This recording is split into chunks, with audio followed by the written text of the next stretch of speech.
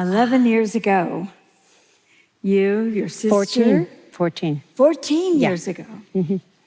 Your sister, your nephew, and yourself made this courageous decision to step forward and say, our family has suffered from mental illness at a time when very few people were talking publicly. What led to this decision for the family? My sister, Jessie, my youngest sister, always the wild one. My dad, who was a doctor, actually said, pull up your socks, get back to work, get an education. She came up to me on one summer, having put her kids in the car, and she said, I need your help. I can't stop thinking about killing myself. I was in shock. I had absolutely no clue of what she was dealing with. So my mom and I were able to get her help. Her son, Kalen, suffers from schizophrenia, lives with schizophrenia. And together they came to me and said, we're trying to learn how to manage our illnesses, which in long-term recovery means you have to change meds. It's how many meds, it's a process, and it's a long process, and you have to be very resilient. But they said, we have found that the stigma around what we are dealing with can be worse than the diseases themselves. When Kalen came back from 2 years in a psychiatric hospital, none of his friends came back. They still haven't come back, even though he's become this advocate. It's incredible to me. So I said, because they're my family, I said, of course, I will help you, but you have to do it with me, because it's not about me, it's about you, and it's about our family. But their courage still brings me to my knees, because no one was talking about it. And yet this silent epidemic, which it still is in many ways, continues. So you and your family took another step. You founded an organization called Bring Change to Mind. I learned about mental health advocacy at Fountain House in New York. And when we decided that I wanted to do something, I wanted to start an organization, many generous, wonderful people who had their own organizations, the head of Fountain House included, sat in that library, and one of them went online and said, what's available? What's available? Oh, Bring Change to Mind. Okay, let's use that. I mean, I didn't even know I had to have a board.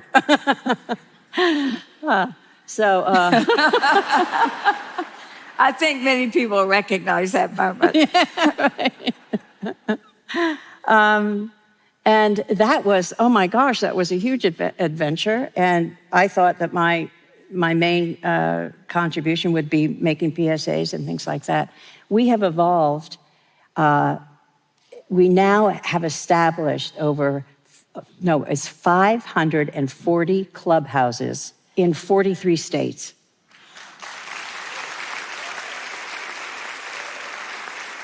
And the thing that I'm very proud of are the kids, because it's peer-to-peer. It's not high schools that write to us, it's the kids that write to us. The kids say, we need a Bring Change to Mind club in our high school. And I've met a lot of them, and they are phenomenal. And that is transformative. Yeah. I think there's about 14,000 kids now with a waiting list always. So providing this kind of peer-to-peer experience, especially among teenagers where the suicide rate and other forms of mental illness have been just escalating, was a big first step. Yeah. But you took it beyond that. You went to Washington, you talked publicly about the lack of resources to treat families suffering with mental illness. There were some accomplishments, right? There have been some successes. Oh, yeah. No, it's actually very, very exciting. And we're at a point where our government has a bipartisan bill. They have put aside $8.5 billion in the next 10 years to establish what they're calling certified community behavioral health clinics in every state of the union, and whatever town or county needs them. Look into it, because we all should have it in our counties, at least in our towns, in our cities, because actually we're in a crisis of care. And Glenn, I know that you were the first to always say about this subject, I'm not a mental health expert, I'm not a doctor, I came into this for very personal reasons. But I am sure there are many people listening to us today who are thinking, are there signs, are there symptoms, are there things I should look for? You said yourself you didn't realize how much Jessie was suffering. Oh, what clues, what things did you see? Well, first of all, I think my sister Jessie wrote a book called Resilience. She's so incredibly honest. And she talks about her own journey with bipolar disorder, but also her son, when he had his psychotic break at 19, she didn't know what was happening. She didn't know what was going on. You know, he was thinking the television was speaking to him. He was afraid that the CIA was outside. She had no clue. And he'd be like this. And it was a friend of hers who had taken psychiatry in college who said, Jess, let me spend a little time with him.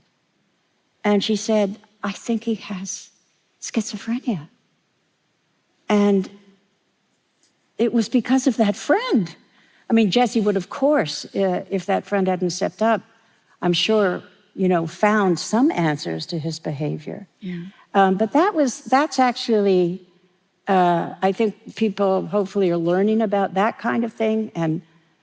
But I think it's the anxiety, it's the depression, it's suicidal ideation, it's food disorders that people can so easily hide. And the thing you need to be vigilant about is a change in behavior that lasts over, yes, we all can be depressed for 4 or 5 days, or the weather changes, you've lost a boyfriend, or, God forbid, someone has, in you're mourning a death. But this is different. And when you observe that, you have to say, are you okay? And even if they say yes, and you feel differently, you have to say it again. Are you okay? Until you get what's happening. And how are they today, Jessie? Jessie. Jess, I almost hate to use the word because it's so overused, but Jessie is my true hero, both Kaylin and Jessie. I have to tell you, she weeps. The meds are hard. She has emphysema. She was a wild woman and smoked a lot of cigarettes. But she weeps and says, I don't want to be this way. And the meds, they're going to shorten my life. And she has 6 grandchildren. Now, that's hard. It's hard.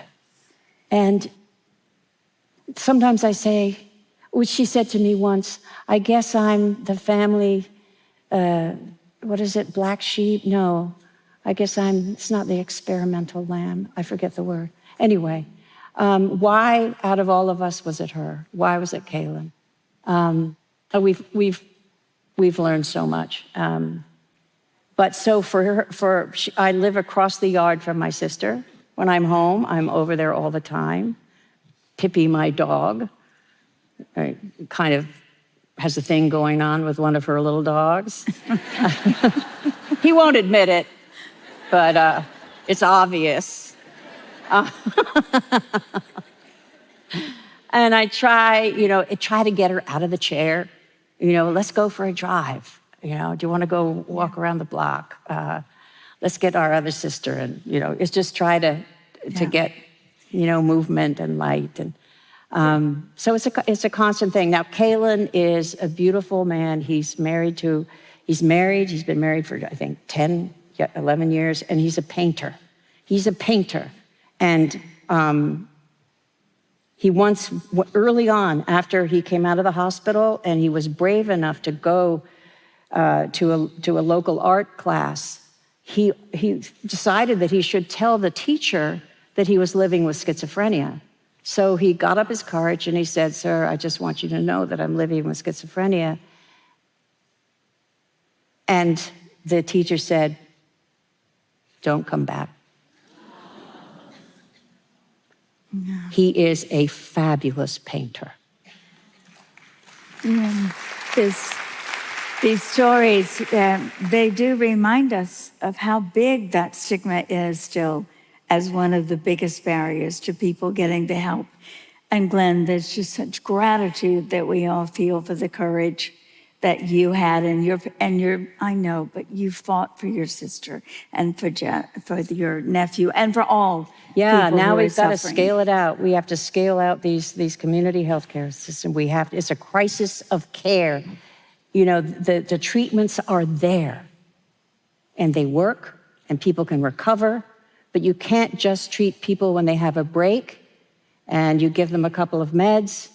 You've got to be in it for the long haul, and we have to have structures like that across our country. And because of your work, we will have more, and because of the work of Bring Change to Mind. Baby!